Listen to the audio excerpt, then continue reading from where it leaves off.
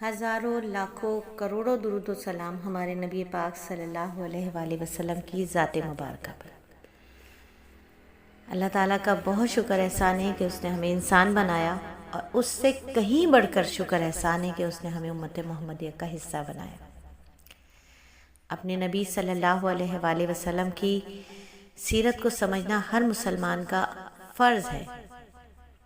ضرور سمجھا جائے سیرت مبارکہ کو، ضرور سیکھا جائے سیرت مبارکہ کو، ضرور پڑھ کے اپنے بچوں کو سنایا جائے سیرت مبارکہ کو۔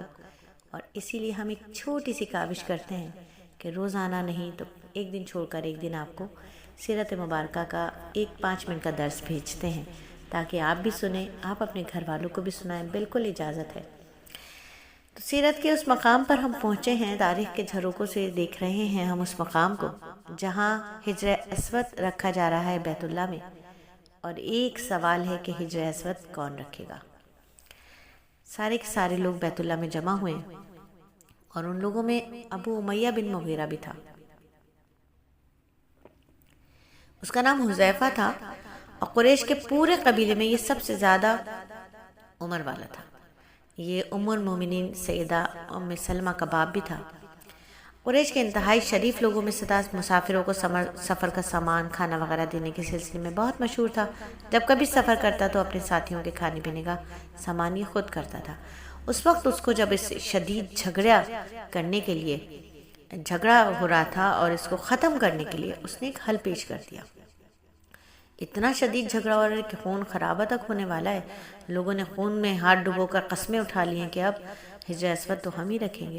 تو اس نے ایک حل پیش کیا، اس نے کہا کہ اے قریش کے لوگوں، اپنا جھگڑا ختم کرنے کے لیے تم یوں کرو کہ حرم کے صفا نامی دروازے سے جو شخص سب سے پہلے داخل ہوگا اس سے فیصلہ کروا لو، وہ تمہارے درمیان جو فیصلہ کرے گا سب اس کو مان لیں گے۔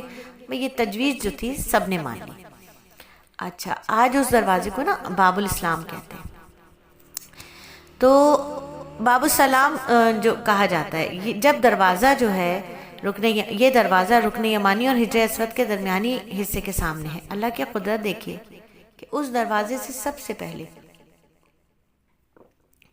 نبی صلی اللہ علیہ وآلہ وسلم تشریف لائے۔ قریش نے جیسے ہی آپ کو دیکھا تو پکار اٹھے کہ یہ تو امین ہے، یہ تو محمد ہے، ہم ان پر راضی ہیں۔ اور ایسا کہنے کی وجہ یہ تھی کہ قریش اپنے آپس کے جھگڑوں کے فیصلے بھی آپ سے کروایا کرتے تھے۔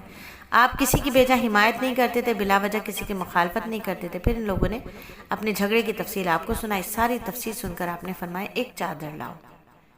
وہ لوگ سب چادر لے آئے، آپ نے اس چادر کو بچھایا اور اپنے دست مبارک سے حجر اسود کو اٹھا کر اس چادر پر رکھ دیا، اور اس کے بعد آپ نے ارشاد فرمایا ہر قبیلے کے لوگ اس چادر کا ایک ایک کنارہ پکڑ لیں، پھر سب مل کر اس کو اٹھائیں۔